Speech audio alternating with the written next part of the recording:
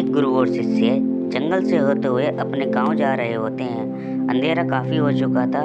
शिष्य ने अपने गुरु से कहा कि गुरुजी, काफी रात हो चुकी है, अगर आप कहें तो आज की रात आसपास के किसी गांव में गुजार लें। गुरुजी ने अपना सर हिलाया और आसपास के गांव में एक छोटे से घर के पास जाकर रुके। अब जैसे ही वहां गए तो गुरुजी के शिष्य ने दरवाज़ा ठकठकाया। उस घर से एक गरीब आदमी बाहर आया तो गुरुजी ने बोला, हम अपने गांव जा रहे थे, लेकिन काफ़ी रात की होने की वजह से हमने इसी गांव में रुकने को सोचा। क्या हम आज रात आपके यहाँ रुक सकते हैं? गरीब आदमी बोला, हाँ क्यों नहीं, आप दोनों अंदर आ जाइए। अब जैसे ही गुरुजी अंदर गए, उन्होंने देखा कि उस आदमी के घर में बहुत ज़्यादा गरीबी थी। गुरुजी ने उससे पूछा कि आप काम क्या करते हो? वह गरीब आदमी बोला कि मेरे पास बहुत सारी ज़मीन है।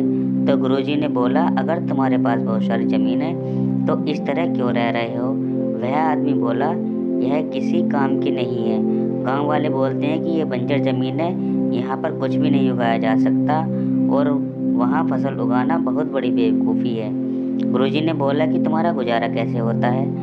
उसने बोला कि मेरे पास एक भैंस है जिससे मेरा पूरा घर चलता है।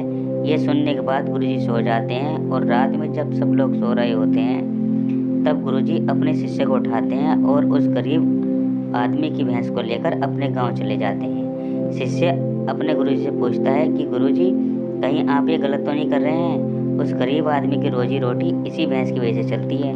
तो गुरुजी अपने शिष्य की तरफ देखते हैं और मुस्कुराते हुए आगे बढ़ जाते हैं। उस बात को तकरीबन 10 साल गुजर जाते हैं और जो गुरुजी का शिष्य था वह बहुत बड़ा गुरु बन चुका था।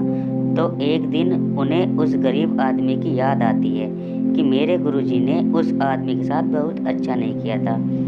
मुझे एक बार चलकर देखना चाहिए कि वह आदमी अब किस परिस्थिति में है। वह शिष्य उस गांव की तरफ जाता है और वहां से ही पहुंचता है तो वह देखता है कि जहां पर उस गरीब आदमी का झोंपड़ा था वहां पर एक बड़ा ही आलीशान महल बन चुका है और उस झोंपड़ी के बाहर जो बंजर जमीन थी उस पर फल और फूलों के बगीचे थे। तभी उधर से उस घर का मालिक आता है। शिष्य उसे पहचान लेता है और उस आदमी को बोलता है, तुमने मुझे पहचाना? मैं अपने गुरुजी के साथ आया था, हमने एक रात के लिए आपके यहाँ रुके भी थे। वह आदमी उसे पहचान लेता है और बोलता है कि उस रात में आप कहाँ चले गए थे? और उस रात के बाद ही मेरी भैंस कहीं चली गई थी।